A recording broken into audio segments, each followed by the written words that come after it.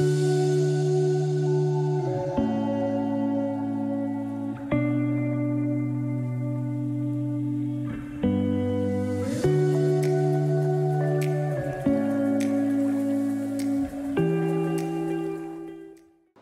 hi, I'm Dr. B. Saikant Kumar, consultant nephrologist from ES Clinics, Kottapet. So ఇవాళ మనం తెలుసుకోవాల్సిన విషయం ఏంటంటే రీనల్ బయాప్సీ అంటే ఏంది, రీనల్ బయాప్సీ ఎవరికి చేయాలి. రీనల్ బయాప్సీ అనేది సింపుల్ ప్రొసీజర్ అండి. అది డే కేర్ ప్రొసీజరు. అది ఏంటి అంటే ఎడమ కిడ్నీ కింది భాగం నుంచి చిన్న 2 శాంపిల్స్ తీసుకుంటాం మనం కిడ్నీ పరీక్ష కోసము.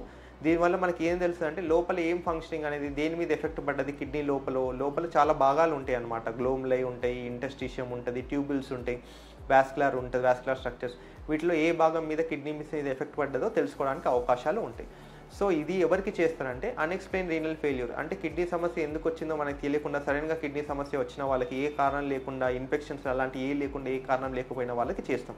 ఇంకోటి డయాబెటిక్ పేషెంట్స్ వల్ల డయాబెటిక్ కాకుండా వేరే ఏమైనా రీజన్స్ అనేది డౌట్ రావడం, అంటే సడన్గా క్రియాటిన్ పెరగడము, సడన్గా ప్రోటీన్ లాసెస్ అనేది పెరగడము, రీనల్ ఫెయిల్యూర్ అనేది డెవలప్ చేయడం వల్ల వీళ్ళలో ఒకసారి మనము కిడ్నీ బయాప్సీ చేయాల్సిన అవసరం పడుతుంది. ఇంకోటి ఏంటంటే ఏదైతే రీనల్ ఫెయిల్యూర్ ఉందో అది రికవర్ కాకపోవడం.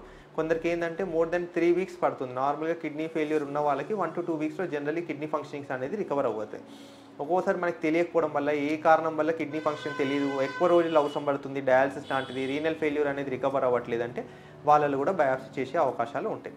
ఫోర్త్ థింగ్ ఏంటంటే ఏమైనా ప్రోటీన్ లాస్ ఉండడం వల్ల యూరిన్లో, అంటే నెఫ్రాటిక్ సిండ్రోమ్స్ లాంటిది, నెఫ్రైటిక్ సిండ్రోమ్స్ లాంటిది, వీటిలో ఏంటంటే ప్రోటీన్ లాస్ ఉండడము, హైపర్ టెన్షన్ రావడము, కిడ్నీస్ మీద ఎఫెక్ట్ పడడం ఉండొచ్చు. సో వీళ్ళలో కూడా రీనల్ బయాప్సీ అనేది చేస్తాం.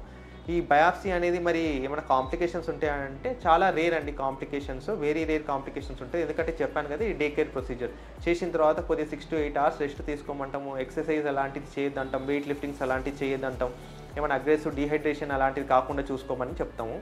ఇదేంటంటే డే కేర్ ప్రొసీజర్ కాబట్టి ఇందులో రిస్క్ చాలా తక్కువ ఉంటాయి. ఒకవేళ ఏ రిస్క్లు ఉంటాయి మన కాంప్లికేషన్స్ ఏంటంటే ఒక్కోసారి చిన్నగా యూరిన్లో బ్లడ్ పోవడం, హెమచూరియా అనేది వచ్చే అవకాశాలు ఉంటాయి.